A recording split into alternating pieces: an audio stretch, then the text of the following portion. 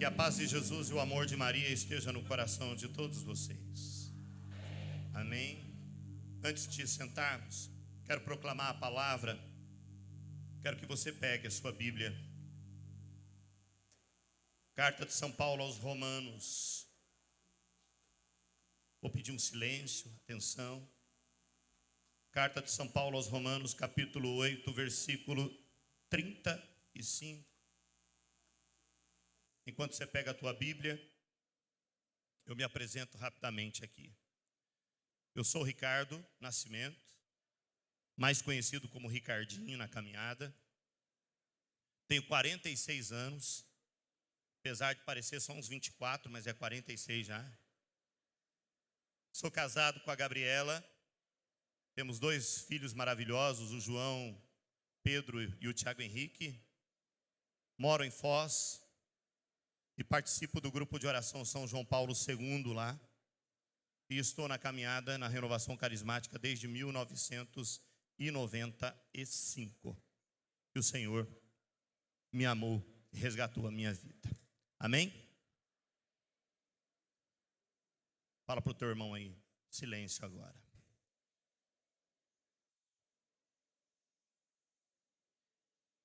Romanos 8:35.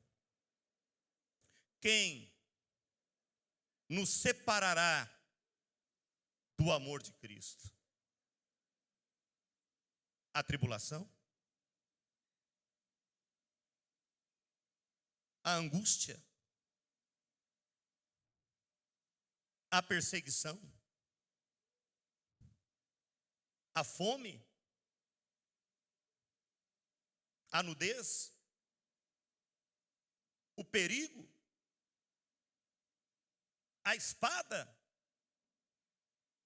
Realmente está escrito: por amor de ti somos entregues à morte o dia inteiro, somos tratados como um gado destinado ao matadouro. Mas em todas essas coisas, diga comigo, em todas essas coisas, somos mais que vencedores. Forte. Mas em todas essas coisas, somos mais que vencedores. Pela virtude daquele que nos amou. Escute. Pois estou persuadido de que nem a morte, nem a vida, nem os anjos, nem os principados, nem o presente, nem o futuro, nem as potestades, nem as alturas, nem os abismos, nada poderá apartar do amor de Deus que nos testemunha em Cristo Jesus, nosso Senhor. Nada, diga comigo, nada, e nem ninguém me tira da mão do meu Deus. Pode aplaudir essa palavra com toda a força. Palavra do Senhor. Podemos nos sentar? Tenham todos a bondade de sentar. Ave Maria, cheia de graça, o Senhor é convosco. Bendita sois vós entre as mulheres, e bendito é o fruto do vosso ventre, Jesus. Santa Maria, Mãe de Deus, rogai por nós, pecadores, agora e na hora de nossa morte. Amém. Queridos irmãos e irmãs, para mim é uma alegria muito grande estar aqui hoje na Diocese de Jacarezinho. Essa diocese, na minha vida, na minha história, ela é fundamental. Fazia muito tempo que eu não vinha para cá. Mas por aqui, há muito tempo atrás, eu vivi muitas experiências poderosas do amor de Deus. Preguei alguns encontros, reencontrei alguns amigos.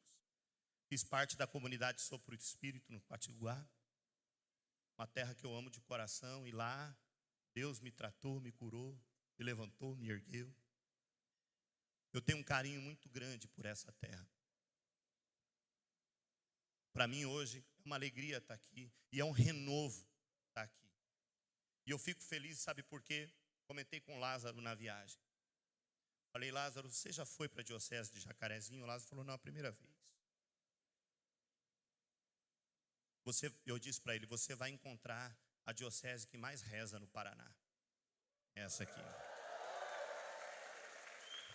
E eu não falo para o orgulho, não é para o orgulho de vocês. Não é para a honra própria. Mas isso só aumenta a responsabilidade de vocês. Porque aqui tem um povo aberto à vontade de Deus. Aqui tem um povo aberto à graça de Deus. E quando nós chegamos aqui, e nós vimos aqui essa quantidade maravilhosa de jovens, mas sobretudo Lázaro chamou a atenção, ele disse assim, você viu, Ricardinho, quantos homens tem aqui? Porque para nós, que somos homens, sabemos o desafio que é que um homem abra o seu coração. E homem, eu digo você mesmo, gênero masculino, você é homem de Deus. Queria que os homens ficassem em pé aqui agora. Isso. Isso.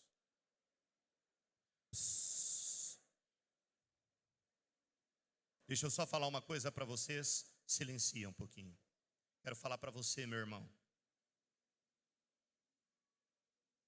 Quando um homem dobra o seu joelho e entrega o seu coração verdadeiramente para Deus, o inferno entra num desespero. Vou repetir. Quando um homem verdadeiramente dobra o seu joelho e entrega o seu coração a Deus, o inferno entra num desespero. Porque Satanás sabe que ele perdeu. E atrás de você tem uma multidão. Quero profetizar isso na sua vida. Deixa eu dizer a você, não esmoreça. Não se envergonhe do Evangelho de Jesus Cristo. Não se envergonhe da palavra de Deus. Não se envergonhe de passar as noites em adoração, em vigília. Não se envergonhe do jejum. Não se envergonhe de testemunhar o nome de Jesus. Deus te honrará. Deus cuidará de você. Quero olhar isso e dizer a vocês, homens, mulheres, por favor, não fiquem com inveja. Eu sei que vocês, melhor do que ninguém, entendem o que eu estou dizendo, porque muitas das senhoras e jovens que estão aqui oram muito pelos seus pais e irmãos, está como estão aqui hoje, esses homens. Que nada e nem ninguém separe vocês do amor de Deus em Cristo Jesus. Obrigado. Deus abençoe a vocês.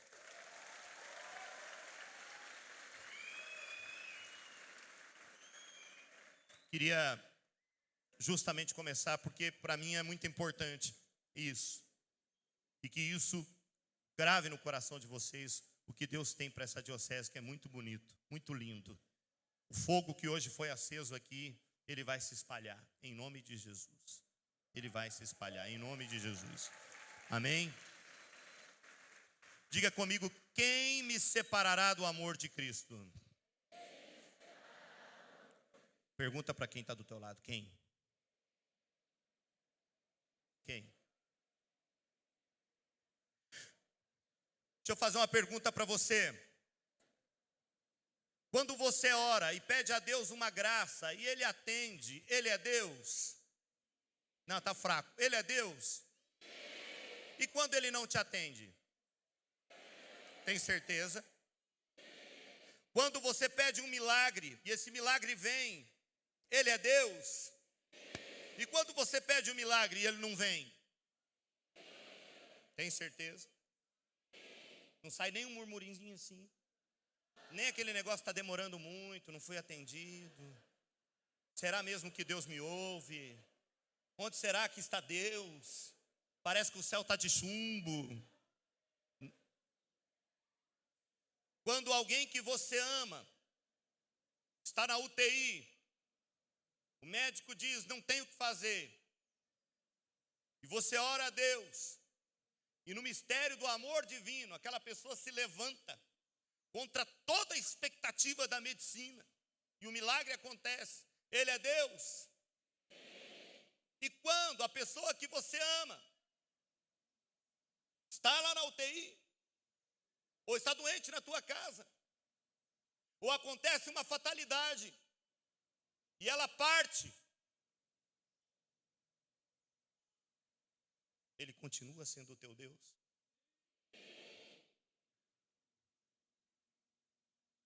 Você continua firme na fé,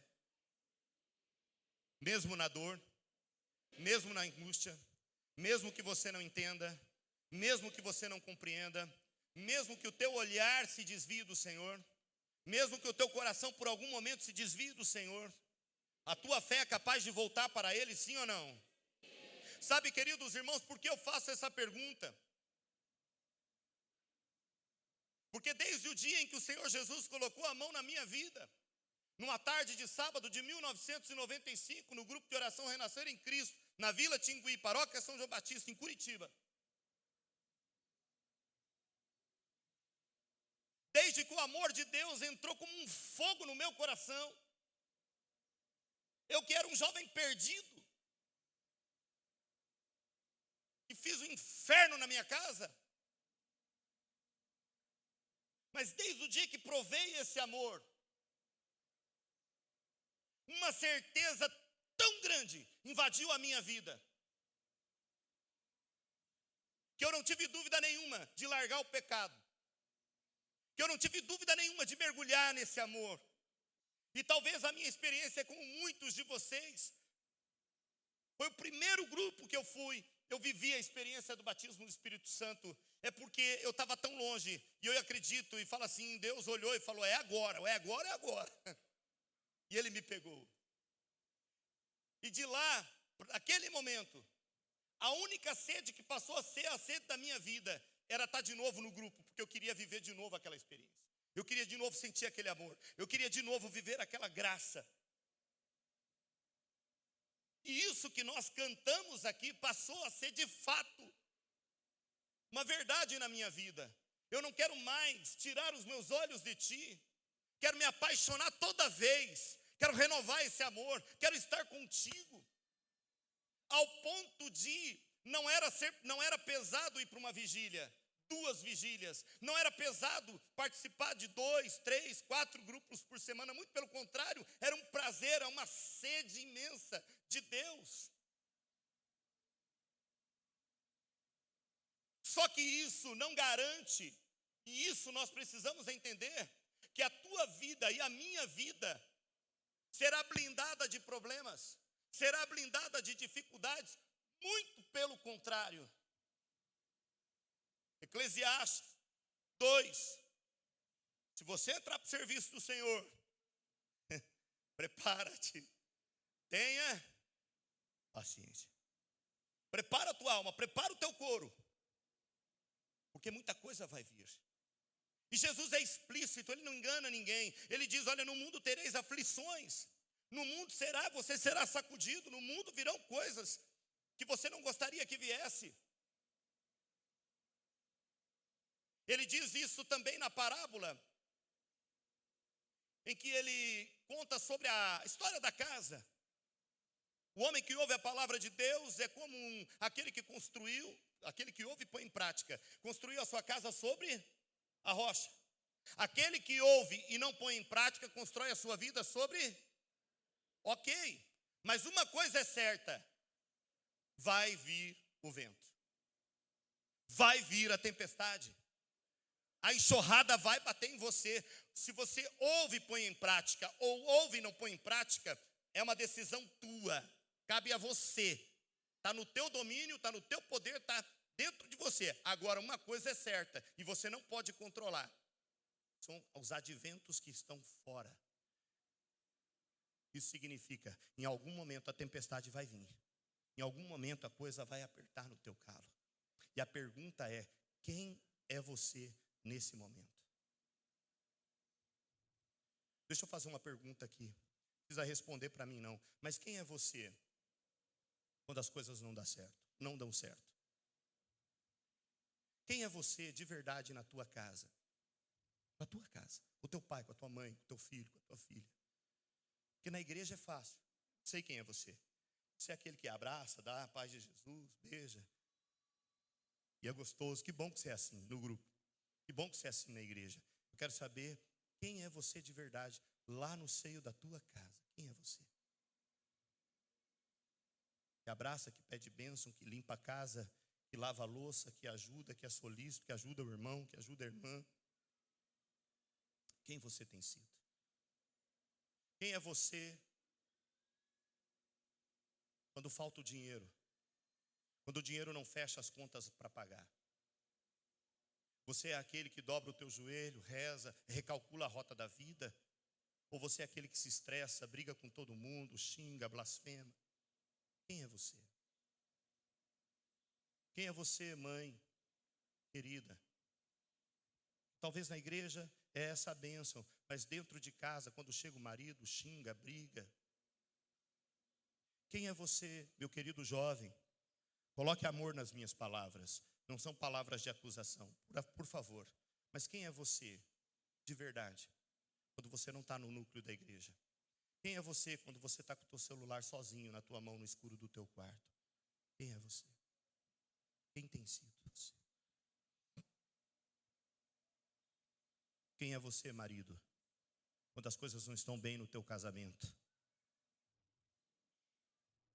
Você é aquele que se mantém fiel, tem paciência, entende o tempo? Ou é aquele que vai logo e vai flertar com a colega de trabalho? Vai abrir brechas, vai ter uma vida dupla? Quem é você? Essas palavras não são de acusação. Essas palavras hoje, eu peço em nome de Jesus que elas entrem como palavras de libertação para você. Porque Deus, nosso Deus, é o Deus que trabalha na verdade. Ele é verdade e só trabalha na verdade. Então coloque algo no teu coração hoje pela força do Espírito Santo. Quem é Deus para você? Aonde está Deus na tua vida de verdade quando as coisas não dão certo? Você continua olhando para Ele como teu Deus? Porque as coisas podem sair da minha mão e da tua mão. As coisas podem sair do meu controle e do teu controle. Mas eu digo a você, nunca sairá da mão de Deus e nunca sairá do controle de Deus. É essa fé que nos leva a passar pelas adversidades. O barco da gente pode estar afundando. Eu amo essa passagem bíblica. Quando o barco é sacudido pelas águas e e Jesus vai caminhando sobre as águas. Eu gosto desse cenário, porque é interessante, quando eles percebem a voz de Jesus que diz, olha, calma, tranquilizai-vos, sou eu. A pergunta é, o cenário muda? Não, a tempestade continua, o barco está lá afundando, cheio de água, o desespero continua. Mas Jesus está ali, mas o cenário não muda. Aí Pedro diz para Jesus assim, és tu mesmo, se for, manda-me sobre as águas. O cenário muda? Não. Tempestade, vento, raio, barco afundando e o bicho pegando. E Jesus diz para ele, então vem, sai do barco. Pedro pisa fora do barco. O cenário muda? Muda ou não muda? Não. A tempestade comendo solto. Só que agora Pedro não está mais olhando para a tempestade, está olhando para o Senhor. E está vivendo uma experiência extraordinária, caminhando sobre as águas como o Senhor, que tiveram que se tornar como esse piso. Porque Jesus Cristo é o Senhor. O que Ele fala acontece. Só que o cenário não muda. Pedro vai caminhando na direção do Senhor, chega um momento, vem um vento mais forte, redobra a sua força, o mar redobra a sua força. É a hora da dificuldade, Pedro para de olhar para o Senhor, olha para o mar. O que acontece? Afunda. Só que Pedro grita o nome certo, socorre, Senhor. E aí entra uma outra coisa linda da palavra de Deus. Quando você cair e eu cair, grite o nome certo. Em nome de Jesus. Porque o braço dele vai exatamente onde você está. Ele nunca vai deixar você se afogar. Nem que ele te cate pelos cabelos. Mas o Senhor Jesus não perde nenhum dos que são seus. E Ele não vai perder você. Não vai perder você. Jesus tira Pedro do afogamento. O cenário muda ou não? Não. O cenário não muda, o bicho está pegando, vento, tempestade, trovoado, o barco lá, todo mundo desesperado. Aí entra uma cena linda, que é Jesus caminhando com Pedro, voltando para o barco. E eu sempre imagino essa cena. Como é que Jesus, abraçado com Pedro, caminhando sobre as águas, eu imagino Jesus dizendo assim para Pedro, Pedro, é assim, ó, perna direita, perna esquerda, vai, Pedrão, capricha, anda, dá uma surfadinha agora, né? E o cenário não muda. Jesus caminha com Pedro no meio da tempestade. No meio da tempestade. É quando Jesus entra no barco e ele declara que tudo cesse e tudo cessa. Essa palavra ensina para nós e ensinou para Pedro que ia comandar a barca da igreja, a barca da salvação. Ninguém como Pedro ia passar por essas tribulações. Ninguém como Pedro ia sentir o fogo da provação, um mar agitado da vida, como sendo o primeiro papa. Jesus o preparou naquele momento. Jesus o preparou naquele instante para dizer para ele, Pedro, a caminhada não vai ser fácil. Vai ter momentos em que o cenário não vai mudar, mas eu vou estar com você. Diga para quem está do seu lado, não importa o cenário. Deus te ama e está contigo. Não importa o cenário, diga aí para esse irmão. Deus te ama e está contigo. Nesse momento, talvez tenham pessoas que vieram para esse cenáculo no desespero, na dificuldade. Parece que o que você está vivendo não vai passar nunca. O cenário é terrível, talvez, muitas pessoas que estão aqui.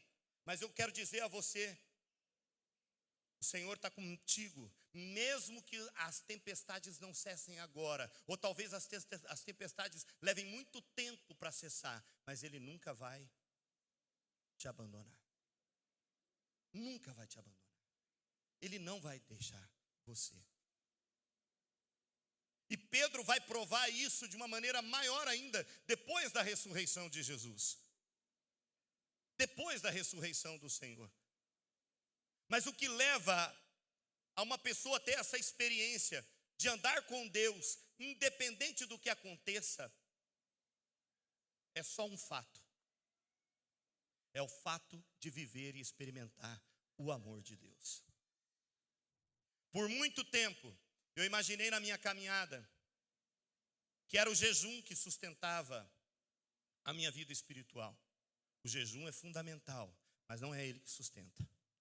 Por muito tempo, eu achei que quanto mais eu permanecia em oração, eu sustentava a minha caminhada. A oração é fundamental, mas não é ela que sustenta. Ela vai ajudar, você vai entender já, calma. Não se desespere no seu coração. Por muito tempo eu achei que várias práticas religiosas que são importantes eram que me sustentavam. Mas não são. Elas ajudam. Até o dia que eu entendi que a única coisa que me coloca em pé na caminhada com Deus e não vai me fazer parar nunca é uma coisa só. É sentir-se amado por Deus.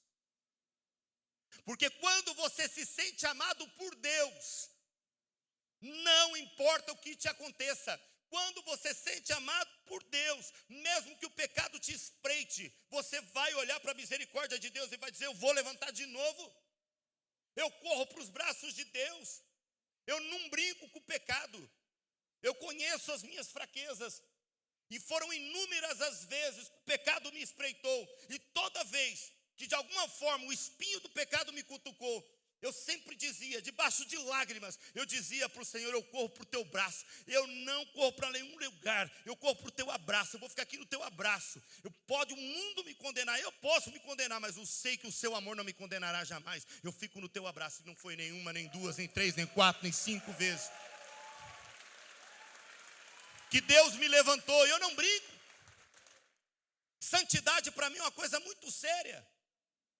Santidade não te faz um super-herói, uma mulher maravilha, um super-homem. Não tem nada a ver com isso. Santidade é a medida em que você se deixa amar por Deus.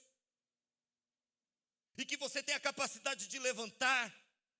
E cada vez mais se fortalecer. E fugir sim do pecado. E correr para os braços de Deus o mais rápido que você puder. Isso é santidade. É o tamanho do amor que você sente por Deus que te faz orar quando você não tem vontade de orar. Que te faz jejuar quando o teu corpo, a tua mente diz, eu não quero jejum. É o amor de Deus inflamado no teu coração que vai fazer que quando você pega o celular, você abriu para ver uma coisa, daqui a pouco você vê outra coisa. Não é assim? Daqui a pouco você vê outra coisa. E daqui a pouco você está vendo uma coisa que não pode. É o amor de Deus. É o amor de Deus. E quando você bate o teu celular aqui, nesse teu dedo no teu celular, grita para você: te amo. Você não precisa disso. Você só precisa de mim. De mim. De mim. E mesmo que você peque, ele vai continuar dizendo para você: você só precisa de mim. Porque ele não vai desistir de você. Teu pecado não é páreo para Deus. Porque o amor de Deus já venceu todo o pecado. Agora não fique nele. Volte correndo para os braços de Deus. Uma pessoa imparável em Deus é aquela que sente o amor de Deus em sua vida, gritando dentro de você. Quando Jesus foi tentado pelo demônio, lá no deserto, qual era a grande pergunta do demônio para Jesus? A pergunta era a seguinte: se você é realmente filho de Deus. Essa era a pergunta para ele. Prove para mim que você é filho de Deus. Colocando a dúvida. Só que antes de ir para o deserto, Jesus passou nas águas do Jordão. E a palavra de Deus diz que Jesus entrou nas águas do Jordão e foi batizado por João Batista. E que imediatamente que ele sai do Rio Jordão, se põe em oração, acontece uma teofania. O céu se rasga. O Espírito de Deus desce sobre Jesus em forma de uma pomba. E imediatamente vem a voz do Pai. E o que a voz do Pai diz para Jesus? Tu és meu filho muito amado. O que a voz diz? Tu és meu filho muito amado. O que o Pai tem mais urgente para dizer é que Ele ama. Não há nada mais forte, mais tremendo, mais espetacular do que o amor de Deus. É por isso que o Pai marca isso no coração de Jesus. Você é o meu filho muito amado. Eu amo essa expressão. Você é o meu filho. Meu é pertença. Você é meu filho. Você não é um escravo, é meu filho. E muito amado, não é pouco não, é extremamente amado. É por isso que Jesus, quando responde ao diabo no deserto, ele responde numa certeza de que ele não precisa provar para ninguém que ele é filho de Deus, porque ele já é de fato, porque o amor está ali.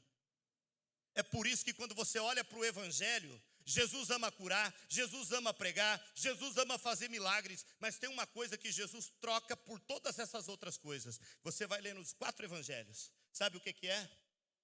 Estar com o Pai. Jesus troca tudo para estar com o Pai. Jesus multiplica os pães, o pessoal queria proclamá-lo como rei. Jesus diz: olha, entrem na barca, que eu vou falar com o Pai. Por que Jesus vai falar com o Pai? Porque o amor entre ele e o Pai é tão forte que ele não troca nada para estar na presença do Pai. A experiência de Jesus com o Pai é a experiência de amor. E a experiência trinitária mostra isso, porque Deus é amor. A relação que mantém essa firmeza é o amor. É o amor pelo Pai que leva Jesus ao extremo da cruz. É por isso que ele vai dizer: eu faço tudo que o meu Pai me pede. Eu só vim para fazer a vontade do meu Pai. E fazer a vontade do Pai para Jesus é amá-lo, é responder com amor. Aonde você quer chegar com isso, Ricardinho? Eu quero chegar que quanto mais você tiver a certeza do amor de Deus, nada te parará, nem o diabo. E você vai cumprir os planos que Deus tem para a tua vida. Se você perder um ente querido, você vai sofrer, vai chorar, vai viver o teu luto, mas você não vai parar. Se você tiver que passar por dificuldades de saúde, você vai sofrer, vai chorar, mas nada vai parar você. Se você tiver problemas financeiros, você vai sofrer, vai padecer, vai ter os seus problemas, mas não vai parar, nada vai parar você. E aí entra São Paulo dizendo algo que é muito profundo para nós, e agora eu quero voltar para esse trecho. Ele diz: quem nos separará do amor de Cristo? E é importante a gente trazer um elemento aqui para esse momento. São Paulo está escrevendo essa carta para a igreja de Roma. Essa carta foi escrita, de acordo com os estudiosos, entre os anos 57 e 58, depois de Cristo. É a maior carta de São Paulo. Alguns exegetas dizem que é a carta mais teológica, mais profunda que ele escreveu. E ele escreveu para uma igreja que ele não fundou. Essa é uma das poucas igrejas que São Paulo não fundou. Não era uma igreja que ele conhecia de estar lá, mas era uma igreja que ele tinha o amor. Os estudiosos dizem que a igreja de Roma, os cristãos de Roma, muito provavelmente foram cristãos que estiveram lá no dia de Pentecostes. Porque no dia de Pentecostes haviam muitas pessoas lá, inclusive cristãos que moravam em Roma. E eles viveram o batismo no Espírito Santo. E cheios do Espírito Santo voltaram para a capital romana. Uma capital que era pagã. Uma capital que vivia coisas terríveis. E lá, esses cristãos formaram a igreja de Roma. E São Paulo, então, nessa carta que ele escreve para esses cristãos da cidade de Roma, é uma carta extensa. Ele deixa bem claro o amor que Deus tem pelos seus. E ele quer justamente dizer nessa carta que a fé que salva, que a fé que nos justifica, vem da experiência do amor de Deus. Já no capítulo 1, versículo 7, ele diz assim: vocês são amados de Deus. No capítulo 5 ele vai dizer assim: o amor de Deus é derramado nos vossos corações pelo Espírito Santo que vos foi dado. E aqui no capítulo 8 ele chega no extremo desse amor. Ele vai dizer: olha, uma vez que você sente esse amor, nada mais arranca você dele. Nada. E eu gosto dessa expressão que São Paulo diz. Ele diz assim, ó: eu estou persuadido. Persuadido é certo, convicto, não há dúvida nenhuma em mim, de que nem a morte, diga comigo, nem a morte, nem a morte. Ontem nós vivemos o dia de finados. Talvez você tenha no seu coração a saudade. Talvez tenha aqui muita gente que ainda não venceu a dor do luto. Para você eu digo, nem a morte, escute, nem a morte anula o amor que Deus tem por você. E é esse amor que vai fazer você vencer esse luto hoje. Esse amor hoje é uma cura para muita gente que está aqui. Porque você sabe que Deus não te abandonou. Deus não roubou ninguém de você. Ele sabe todas as coisas, Ele tem tudo em suas mãos. Diga comigo, nem a morte, nem a vida, nem, olha, escute, nem a vida significa nem as seduções da vida, nem os problemas da vida, nem as dificuldades da vida, nada pode separar você do amor de Cristo Jesus. E aí ele vai para uma outra esfera, ele sai da nossa esfera terrena e ele vai para a esfera espiritual. E ele começa a dizer: nem os anjos, nem os principados, nada do terreno espiritual, diga comigo, nada do terreno espiritual pode me separar do amor de Deus. Por isso, na tua casa, viu, todas as vezes que você sentir que o mal vai te assombrar, e ele vai, escuta, ele vai, você só diga algo na tua casa, diz assim: na minha casa manda o leão da tribo de Judá, o Rei dos reis, o Senhor dos senhores. E só ele autoriza e desautoriza qualquer coisa na minha vida. Satanás, se você quiser entrar na minha casa, você vai ter que passar pelo sangue do Cordeiro de Deus. Duvido que ele passe. Duvido que ele passe. Você precisa se posicionar na tua fé e saber que Deus é contigo em todas as circunstâncias. Mesmo que você não sinta, mesmo que você não veja, mesmo que muitas vezes você falhe, Deus não falha, Ele está com você e Ele vai continuar te protegendo. Deus está na tua casa, Deus está na tua vida, Ele é com você. Por isso nada, nem no terreno espiritual, nada pode te atingir. Só atinge se eu e você abrirmos as brechas. Só atinge se eu e você abrirmos as brechas espirituais. Aí Ele atinge. Então feche as brechas pela fé e declare o Senhor Jesus como o único Senhor e Salvador da tua vida, hoje mesmo neste lugar. Nem o presente, nem o futuro, nem as potestades. E aí, São Paulo eleva a situação, ele diz, nem as alturas, nada do que venha lá do universo, por mais extremo que a gente nem conheça, nada lá é maior do amor de Deus, porque foi Deus que criou todas essas coisas. E aí ele vai lá para o extremo, ele diz, nem os abismos, nem as coisas que estão muito fora, muito pequenas, muito mínimas, nada pode separar você e eu do amor de Deus. E por que São Paulo faz essa exortação para estes irmãos de Roma? Porque é justamente em Roma que vai começar-se uma das maiores perseguições aos cristãos. É justamente ali, os cristãos já viviam essa perseguição em outras áreas, mas é em Roma que a coisa vai pegar realmente o fogo. É ali que os cristãos serão provados, é ali que os cristãos serão devorados pelas feras, é ali que eles serão decapitados, é ali que eles serão crucificados, muitos deles, é ali que muitos deles morrerão incendiados pelo ódio do governo romano, do Império Romano. E quando você pega a história dos santos padres, você vai perceber algo extraordinário. Que todos os santos, eles queriam dar a vida. Eles estavam dispostos a dar a vida. Tinha gente que pulava na arena dos leões. Por quê? Porque eles tinham uma certeza desse amor tão grande. Uma certeza do céu que nada os parava. E cada gota do sangue que foi derramada desses mártires nos coloca aqui hoje. Essa sementeira que Deus faz produzir aqui. Não tire o teu coração de Deus.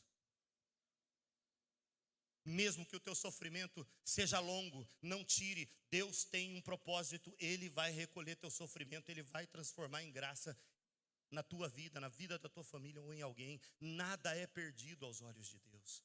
Nada se perde aos olhos de Deus. Mantenha-se firme, guarda a tua fé. Guarda a tua fé.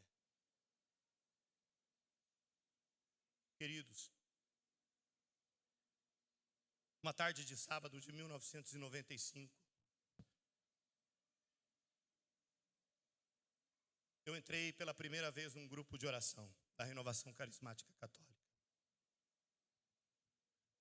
Eu vivia um sério problema com o meu pai, com a minha família. Eu gostava de jogar bola, meu sonho era ser jogador de futebol. E o meu pai tinha um comércio. Ele tinha sofrido muito na vida, e o sonho dele para mim é que eu continuasse com o comércio dele.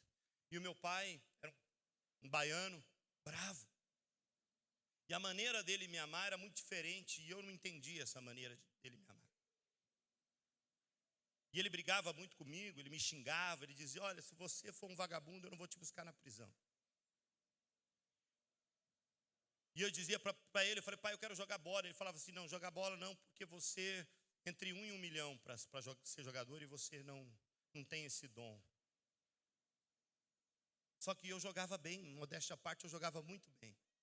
E eu passei nas peneiradas todas dos clubes em Curitiba. E toda vez que eu ia jogar bola, eu via os pais dos colegas, levando os colegas. E quando terminava o jogo, muitos desses pais chegavam para mim e diziam assim, cadê teu pai? Eu falava assim, não, meu pai não vem, meu pai não gosta que eu jogue bola. Ele falava, não, mas você é o que mais tem futuro de todos esses. E aquilo entrava como uma facada no meu coração. Porque eu queria que o meu pai acreditasse em mim. E isso criou dentro de mim uma revolta muito grande com ele. Ao ponto de 13 anos, a gente tinha um mercado, um bar, em Colombo, região metropolitana de Curitiba, eu comecei a beber. Cuidava do bar, ficava até a noite, abria uma cerveja, ia tomando a cerveja com o pessoal. E ali, entre 13 e 14 anos, eu comecei a tomar bebida todo dia. Virei realmente um alcoólatra. Muito pequeno, mas bebia muito. E continuava jogando bola. E a vida entre eu e o meu pai foi se tornando um inferno. A palavra é essa mesmo, a gente brigava direto. E com 15 anos, eu briguei com meu pai, eu gritei com ele e disse: pai, eu quero que você morra. Nós dois dentro da mesma casa, eu não aguento mais. Eu saí de casa, fui morar com a minha avó. Passaram-se alguns meses, meu pai foi lá, me buscou, disse algumas verdades que eu precisava ouvir. Eu voltei para casa, mas a coisa não mudou. Brigamos de novo, saí de casa de novo. E passou mais um grande tempo, até que nós dois levantamos por um momento uma trégua. E eu voltei para casa. Só que a minha casa era um pé de guerra. Eu infernizava meu pai, minha mãe, eu saía para as noitadas. Eu aprontei bastante. Só não roubei, não usei droga, mas o restante eu fiz muita coisa. Não vou entrar nos detalhes.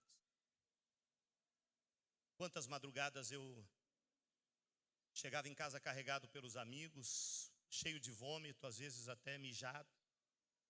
Assim, meus amigos carregavam dentro de casa, me botavam dentro do banheiro. Aí a minha mãe, que estava lá sempre rezando o tercinho dele, a Dona Maria, ela ia lá, tirava a minha roupa, abria o chuveiro, me dava banho. E no outro dia estava eu lá dentro do meu quarto. Minha casa, meu quarto era uma casa de madeira. No outro dia eu estava lá com todo um remorso. Quantas vezes eu chegar de bater a cabeça na parede do quarto. Pá! Minha mãe se assustava. E eu falava com Deus e dizia: Deus, que droga de vida é a minha? Por que que todo mundo é feliz e eu não sou? Por que que todo mundo consegue fluir e eu não sou? Por que que a minha casa é assim? Por que que meu pai é assim? Por que que a minha mãe é desse jeito? Por que que meus irmãos são assim? E eu culpava todo mundo, culpava a Deus. Até que uma certa tarde, eu caminhando pelo meu bairro, eu encontrei duas amigas muito queridas minhas, estudaram comigo muito tempo. E elas disseram para mim assim: Ricardinho, a gente tem um convite para fazer para você. E eu falei: pode falar. Eu achei que era uma festa. E aí elas disseram para mim assim: a gente quer que você vá no grupo de jovens conosco. E dentro de mim eu falei: putz, mas nunca que eu vou. E para não magoá-las, eu disse assim: um dia eu vou, um dia eu vou. Só que elas levaram a sério esse um dia eu vou. E todo sábado elas ligavam, todo sábado. E todo sábado eu encontrava uma desculpa. Até que um certo dia, acho que o diabo tirou folga, São Miguel Arcanjo deu uma traçada nele. Elas ligaram e disseram o seguinte: nós vamos no grupo hoje. E nós queremos apresentar para vocês duas amigas nossas. E vou dizer um negócio para você, você vai gostar delas. São lindas. E embora eu fosse um mulherengo contumaz, eu tinha um desejo no meu coração. Eu queria arrumar uma mulher para a minha vida. Tinha 17 anos. E eu sonhava ter uma família diferente da que eu tinha. E eu tinha que arrumar uma mulher como se fosse a minha mãe, que a minha mãe é uma santa. E quando elas disseram que ia levar essas meninas, eu falei assim: puxa vida. Dentro do meu coração, da minha mente, passou rapidinho assim: puxa, mas onde é que você vai encontrar uma mulher como a tua mãe? No lugar que você frequenta, você não vai. Lá na igreja é o melhor lugar para você encontrar. E na hora eu disse para elas: eu vou. E fui para o grupo. Cheguei lá no grupo de oração, é um salão paroquial, a parte de cima. E lá na porta do grupo de oração tinha um irmão que era da acolhida nossa. Ele era mais ou menos um 2x3 assim. E aí eu via o pessoal subindo a escada, e todo mundo que subia a escada passava por ele, ele dava um abraço. Eu falei: isso não vai prestar. Chegou a minha vez. Quando chegou a minha vez, ele estava lá na porta. Ele olhou para mim, deu um sorrisão, disse assim: meu irmão, a paz de Jesus. E veio, parecia uma águia. E me abraçou. E eu não queria abraçar ele, fiquei lá assim. Aí quando ele terminou de me abraçar, eu falei assim: obrigado.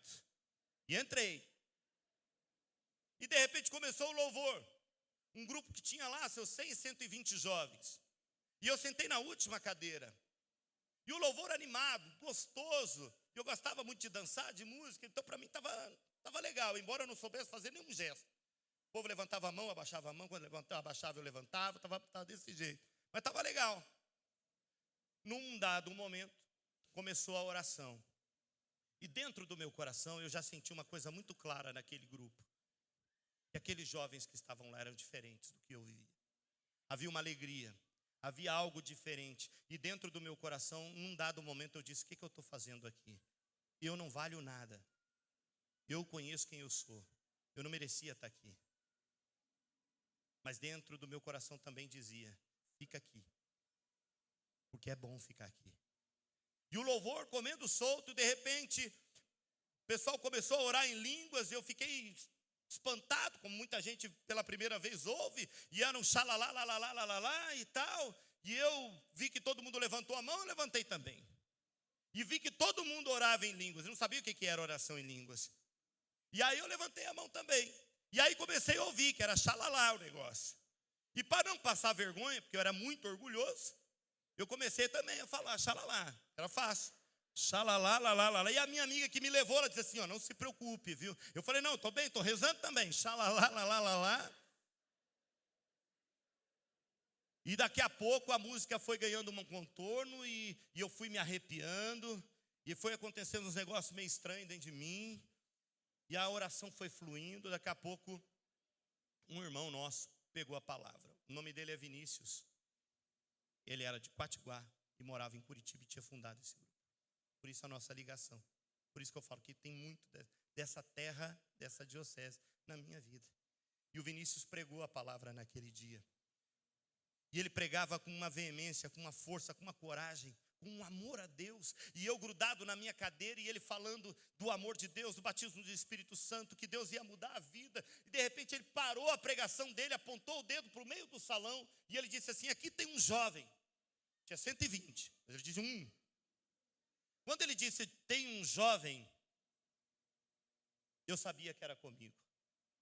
Eu segurei-me na cadeira, essas cadeiras de plástico. E ele começou a falar assim: finalmente você veio. É o Senhor que manda te falar. E para que você saiba que é você, o Senhor te viu todas as vezes que você batia a tua cabeça na parede do teu quarto de madeira azul. O Senhor te viu todas as vezes que você entrou carregado, bêbado, na tua casa. O Senhor te viu todas as vezes que você olhou para o próprio Senhor e disse que a culpa era dele. O Senhor te viu e te amou. Ele sempre te amou. E hoje, filho, o Senhor Jesus está aqui. Ele vai mudar a tua vida. Você vai provar o amor misericordioso dele. Escuta. E terminou a profecia e a revelação e continuou pregando. E eu, apavorado, olhava para Marta e para Márcia que tinham me levado. Elas não sabiam desses detalhes, elas não sabiam desse outro lado da minha vida. Olhei para aquele grupo e falei, procurei se alguém me conhecia da balada, alguma coisa, sabe, um amigo de um amigo. Ninguém me conhecia. E eu fiquei me perguntando como é que esse cara revelou a minha vida. E aí, quando ele terminou a pregação, ele disse, agora eu quero chamar os servos aqui na frente. E começou a entrar os servos, e entre os servos jovens, havia um grupo de intercessoras, umas senhoras. E de repente o povo se levantou e formou uma fila, e eu navegarei para cá, e o oceano do Espírito, e xalalá para lá, e xalalá para cá. E aí o povo começou a dobrar o joelho lá na frente. Aí a coisa que já estava complicada para mim, eu comecei a ver um povo desmaiar. E desmaia um de um lado, desmaia outro do outro, e desmaia outro do outro. Só que à medida em que eles voltavam do desmaio, para mim era desmaio. E uns choravam, outros testemunhavam, outros falavam que viu o anjo, que viu Nossa Senhora, que não sei o quê, e o amor de Deus, e pedia perdão. E dentro de mim, eu sentado na minha cadeira, eu disse, eu quero desmaiar também. Juro para vocês, quero desmaiar também. E já fiquei em pé e entrei na fila. E estou na fila e xalalá, e eu xalalá também. E dentro do meu coração eu dizia, Deus, eu quero desmaiar. Eu quero desmaiar, esse negócio é bom. Estou vendo que é bom, sentia, estava uma unção tremenda. Gente, essas palavras que nós usamos aqui, para mim, eu nunca tinha ouvido falar na vida. Nada. Embora eu fosse católico, tivesse feito catequese, crisma, tudo isso para mim era tudo novo.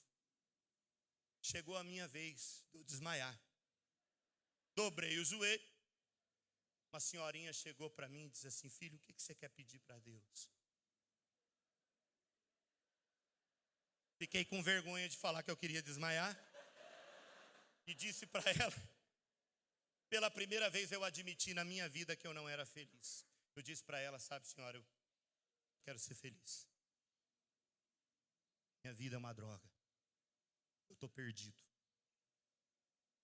Ela olhou bem nos meus olhos e disse: sua vida a partir de hoje nunca mais vai ser a mesma. Eu vou orar para que o Senhor Deus converta o teu coração. Eu nem sabia muito bem o que era isso. Eu falei: mas a senhora pode pedir que isso é bom. Pedi. E dobrei o joelho e fiquei lá. E ela, xalala, e queima, e pega, e fogo, e vira, e revira, Espírito Santo, e toca, e vai. E eu ali, esperando a hora de eu desmaiar. E vai. Terminou a oração. Quando terminou a oração, para mim foi uma decepção. Eu entendi, eu falei assim: bom, minha barra com Deus realmente está pesada. Ele não me ama. Verdade, eu não estou brincando, não. Eu pensei comigo no meu coração. Por isso que você nunca pode duvidar do que Deus está fazendo. Não é um repouso, ou não repousa, ou uma emoção, um choro, eu vi Deus fazer. Esquece tudo que você entende disso. Deus age de uma maneira que você jamais pode controlar. Pare de querer controlar o agir de Deus. Quando Ele ama, Ele ama. E quando a gente é amado, a gente é amado. E você sabe, ela é uma experiência tão poderosa, você sabe que a tua vida tem um antes e um depois daquele dia. Os verdadeiros que já experimentaram isso sabem o antes e o depois. Quando terminou a oração, eu estava chateado, não tinha desmaiado. A senhorinha segurou na minha mão e disse assim: filho, a partir de hoje a tua vida nunca mais vai ser a mesma. E o Senhor vai te levar por caminhos que você nunca imagina. Olhei para ela e disse assim: tá bom, obrigado. Assim, desesperançado. Só que na hora que eu fui dar o primeiro passo, voltar para... E o coro comendo, o grupo de jovens, o som é mais alto, a gritaria é maior, aquela coisa toda. Quando eu fui voltar para o meu lugar, eu não sentia meu corpo. É como se eu estivesse fora de mim. Eu estava anestesiado. Eu sempre comparo isso ao homem na lua, quando está lá fora. Assim. Foi assim que eu senti voltando. Quando eu entrei de volta no corredor, foi me dando uma vontade de chorar. E eu queria segurar, porque eu não queria chorar, porque eu achava que chorar era ruim, era fraqueza. Não teve jeito. Eu comecei a chorar. E eu comecei a sentir uma coisa tão boa. Eu senti um amor tão grande, tão forte. Eu comecei a chorar compulsivamente. Eu não aguentava. A minha amiga que me levou teve que me levar, voltar no meio do salão, me levar até a minha cadeira. E eu chorava e ela dizia: tá tudo bem. Eu falei: tá tudo ótimo. E chorando. E a música comendo solto e o povo rezando. Daqui a pouco eu fechei meu olho. Eu vi Jesus na cruz, todo ensanguentado. Eu abri o olho de novo, fiquei assustado, nunca tinha visto. E o choro comendo, daqui a pouco fechei o olho de novo, vi ele de novo. Abri o olho de novo, falei: meu Deus, o que está acontecendo comigo? Mas a sensação era muito boa. Eu falei: Deus me ama, eu não sei o que está acontecendo comigo, mas eu estou aqui. Fechei o olho de novo, e de novo eu vi Jesus na cruz. Todo ensanguentado. E Jesus levantou a cabeça dele, estava inclinada, olhou para mim e deu um sorriso e disse: Ricardinho,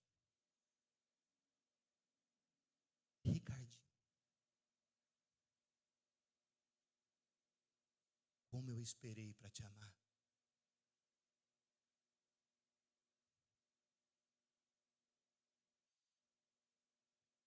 Como eu esperei por essa hora, filho.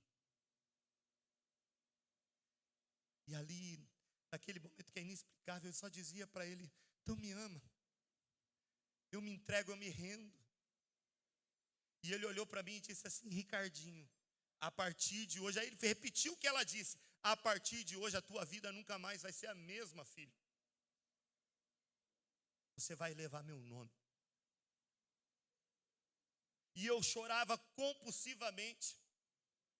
Quando terminou o grupo de oração, eu estava chorando ainda, eu não conseguia parar de chorar. E aí essas minhas amigas e as outras pessoas vieram, perguntaram se quer uma água, está tudo bem? Eu falei: gente, está tudo bem, deixa eu chorar, que está tão bom. Deixa eu chorar. E dentro de mim um amor grande, eu estava feliz, eu nunca tinha sentido uma felicidade tão grande na minha vida. A partir daquele dia, escuta escuta o que eu estou te dizendo. A partir daquele dia, eu voltei para minha casa. Eu encontrei a minha casa do mesmo jeito. Pior até. Encontrei o mesmo pai, a mesma mãe, meus irmãos, a mesma bagunça. Mas nunca mais a minha casa encontrou do mesmo jeito. Nunca mais o Ricardo Velho apareceu naquela casa.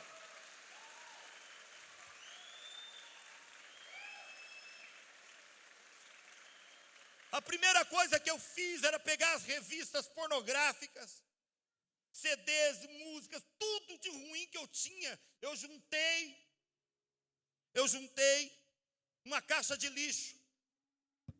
Meu pai olhando para mim. O que vai fazer? Falei para meu pai fazer a melhor coisa da minha vida, pai. Fazer a melhor coisa da minha vida. E ele viu eu mexer aquilo de álcool e meter fogo. E a partir daquele dia, o amor de Deus só foi crescendo na minha vida. E eu entrei no grupo e mergulhei. Eu procurava grupos de oração. Eu comecei no grupo de oração de segunda a segunda, porque eu queria aquela experiência. Eu tinha vontade da palavra de Deus. Eu queria ouvir a palavra de Deus. Eu queria ouvir as pregações. Eu pedi para um monte de amigo meu gravar ainda as fitinhas cassete. Um monte de louvor, das fitinhas cassete, música e tal. E eu cantava. Meu pai tinha mercearia e eu ficava na mercearia, Lázaro. Eu pegava um pacote de feijão e falava para o pacote de feijão: Deus te ama. Deus ama você. Deus ama você, acredite. E eu começava a pregar para o pacote de feijão, para a lata de óleo. Eu não estou brincando. A minha vontade de pregar era grande. Eu sentia o amor, eu queria passar aquilo para frente. Era bom demais. Só que na minha casa nada mudou com os meus pais, mas mudou eu. E eu comecei a rezar o Santo Terço. E eu dizia para Nossa Senhora: Virgem Maria, Santa Maria, converta a minha família. Virgem Maria, Santa Maria, converta a minha família. Aí foi a minha mãe para o grupo de oração. Foi batizada no Espírito Santo. Aí foi o meu irmão, Fernando José. Talvez vocês já tenham visto meu irmão pregar na Canção Nova, no século 21. Não é porque é meu irmão não, mas é uma das mentes mais brilhantes da igreja do Brasil. É extraordinário, meu irmão. Fernando José.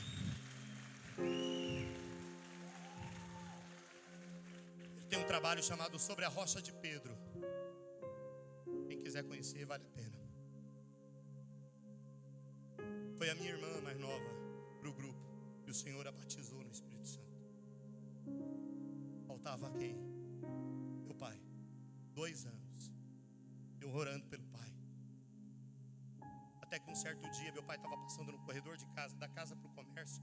Eu parei ele no meio do corredor, bati a mão no peito dele e disse: Pai, preciso falar um negócio do senhor. Ele se assustou, olhou para mim, não deu nenhuma palavra. Eu grudei nos 2 ombros dele, eu olhei no olho dele e disse: Pai, eu te amo demais, pai. Dei um beijo no rosto dele e saí correndo, porque eu tinha medo do que ele ia falar para mim. Não era importante, eu não queria ouvir nada dele. Eu sabia que era o jeito dele, eu já tinha entendido que o jeito dele era aquele, que era ele, só podia dar o que ele havia aprendido. Eu sabia, não se tratava dele, se tratava de mim. Eu tinha que ser um instrumento de Deus na vida dele. Se ele não conseguia me amar do jeito dele, então eu poderia amá-lo do meu jeito e mudar essa nossa relação de amor. Então eu saí correndo, fui pro banheiro, e lá no banheiro eu sabei chorando, porque aquele grito estava preso no meu coração, na minha garganta há 19 anos. Há 19 anos eu nunca tinha dito isso para ele. E chorei, mais um choro de libertação ali dentro. Passaram-se umas 2 a 3 semanas. Uma sexta-feira à noite, escutei a porta de aço do comércio fechando. Tá um barulhão, né? Eu assustei e falei: putz, é outro assalto. E a gente era bem visitado na época. Saí correndo, falei: pai, o que aconteceu? Ele falou: não, filho, fala para sua mãe se arrumar, que hoje eu vou no grupo de oração com vocês. Nossa. Gente, vocês não entendem. Eu pulava de alegria, eu saí correndo, falei para mãe, nem passe batom hoje, para não dar tempo dele desistir. Falei isso para ela: mãe, só se arruma, vamos entrar no carro. Aí voltei lá para o comércio, fechei tudo rapidinho, com medo dele desistir. E naquela noite, Quem ia ministrar o louvor, já era eu, já fazia a parte do louvor do grupo, eu que ia fazer o louvor. E eu cheguei primeiro no grupo de oração e disse para todo mundo assim: meu pai está vindo hoje, você tem que rezar mais, você tem que rezar mais, você tem que rezar mais, sabe? E eu fiquei assim, eu falava com Deus: Deus, só tem um revólver e uma bala, é hoje, eu tenho que acertar. Gente, quando terminou a pregação, e nós chamamos para a oração de efusão do Espírito Santo, a primeira pessoa que levantou foi meu pai. Eu não acreditava. Aí eu não fiquei assim, vou rezar, não vou rezar, vou rezar. Eu falei, não vou nem rezar, deixa os outros rezar por eles, não vai achar que... E naquela noite, a primeira do meu pai no grupo de oração, meu pai foi batizado no Espírito Santo. Foi batizado lá.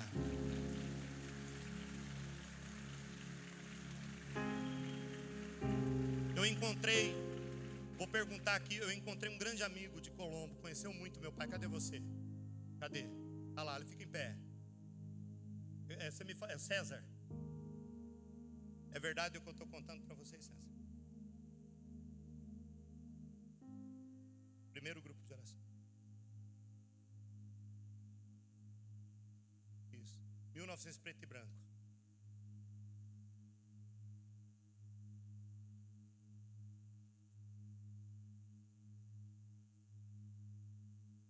Obrigado, César.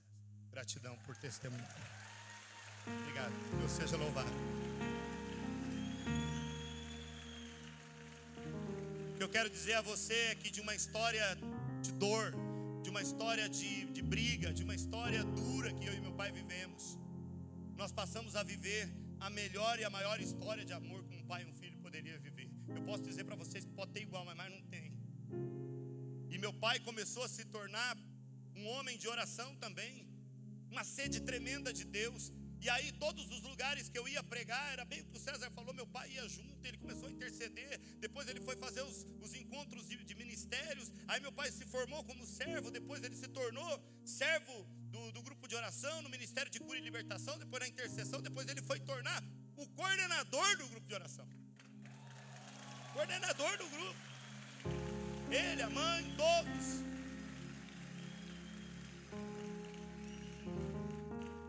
E lá nesse tempo, sabe o que aconteceu conosco? Depois que meu pai se converteu, nós perdemos quase tudo financeiramente. Perdemos empresa, perdemos dinheiro, perdemos carro, perdemos casa, perdemos quase tudo. Teve um dia que eu levantei pela manhã e falei: mãe, tem café? Ela falou assim: filho, só tem um cafezinho preto, é o que tem. Tem um pão? Eu sempre gostei muito de pão. Ela falou: não tem pão. Aí eu olhei para ela e falei assim: mãe, se tem o café, a gente já tem mais do que a gente merece, não é? E ela chorando, eu falei assim: mas vem cá, vamos louvar a Deus. E nós ali louvando a Deus, dizendo: Senhor, obrigado por esse café, porque eu sei que o Senhor é providente, o Senhor é amoroso, o Senhor cuida de nós. Nada nos separa do amor de Cristo. Nada. Quando nós terminamos a oração, bateram na porta da nossa casa, era a vizinha. Trazia um pano de prato na mão. Adivinha o que tinha dentro do pano de prato, enroladinho? Um pão. Dá uma salva de palmas, glória, aleluia. Ele é providente. Ele dá respostas tremendas.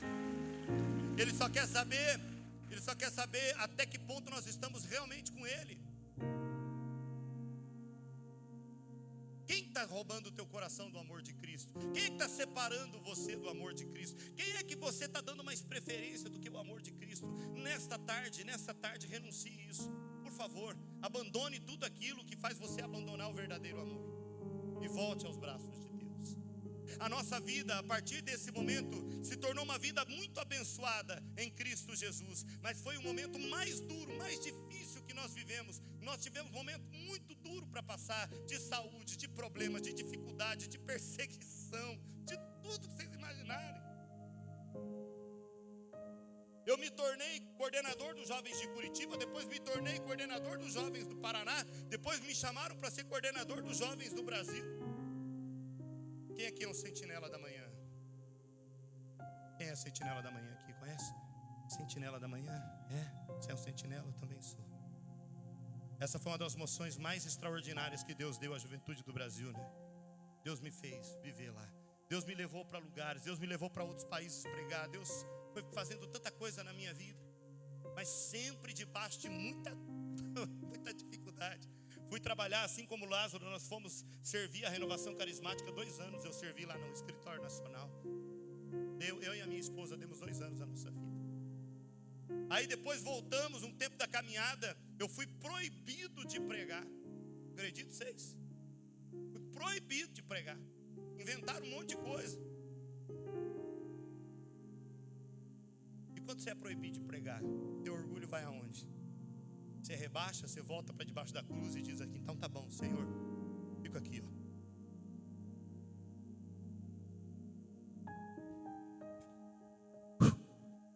Não importa se os homens não me querem, só importa se o Senhor me quer. Fiquei aqui. Lázaro também viveu essa experiência. Eu digo isso para você com alegria hoje. Eu agradeço a Deus por Ele ter colocado os perseguidores, porque Ele provou a minha fé. E hoje eu estou feliz aqui pregando para vocês, porque eu tinha que passar por isso. E você vai ter que passar por muita coisa. Essa pregação hoje aqui vai fazer o Espírito Santo trabalhar tanto na tua vida, e quando as provas vierem, você vai lembrar desse dia, dessa hora. Não é porque eu estou pregando, mas é porque é a inspiração de Deus para você. Quando as lágrimas rolarem do teu olho, quando a dor for doída mesmo para valer, quando a vergonha for jogada na tua cara por coisas que você não fez, quando muita gente perseguir, e é o evangelho de hoje, lembre-se que você é um bem-aventurado. Corra para os braços de Jesus e diz: Jesus, que bom é estar na cruz com você. Me deixa aqui na cruz com você. Sabe? Olho para a vida e falo que tudo vale. Fui para Foz do Iguaçu, me tornei um apresentador de TV sem ter jornalismo. Sabe onde me viram pregando? Aliás, sabe onde me viram para buscar para a TV? Na igreja, pregando. Faz 12 anos que eu trabalho na Rede Massa lá em Foz do Iguaçu, sou apresentador lá. E esse ano, Deus olhou para mim e disse assim: eu preciso de alguém para sofrer mais. E aí, fui eleito vice-prefeito de Foz do Iguaçu esse ano. Com a graça de Deus.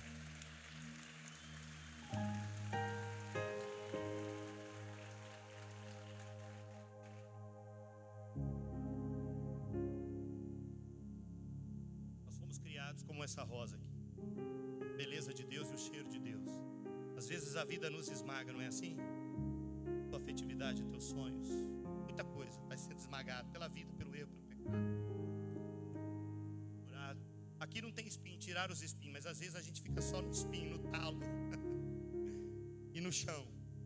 Eu costumo dizer: vem cá você, me ajuda aqui. Segura a cruz aqui para mim. Isso. Eu costumo dizer que nada nos separa do amor de Deus, mesmo quando a tua vida está em frangalhos. Essa é a hora que Deus faz o seguinte: misericórdia significa misericórdia, coração. É o coração de Deus que vem abraçar a sua, a minha. E eu imagino Jesus fazendo assim com a nossa miséria. Ele vai, ele abraça. Nada ele perde, nada. Ele pega o talo, tudo, ele recolhe. Você entende a metáfora, sim ou não? E ele coloca aqui, ó, no coração dele aqui. Toda vez que a gente entra ali esbagaçado, só Ele pode nos devolver a vida de novo. Porque nada pode nos separar. Nada. Nem mesmo quando você é só um bagaço, um talo cheio de espinhos. O amor dele por você é imutável, é intransferível, é inatingível, é inacabável, é tudo. É tudo. É tudo. Nunca deixe de acreditar no amor de Deus. Aleluia. Fique em pé. Fique em pé. Levanta os seus braços. Muito obrigado.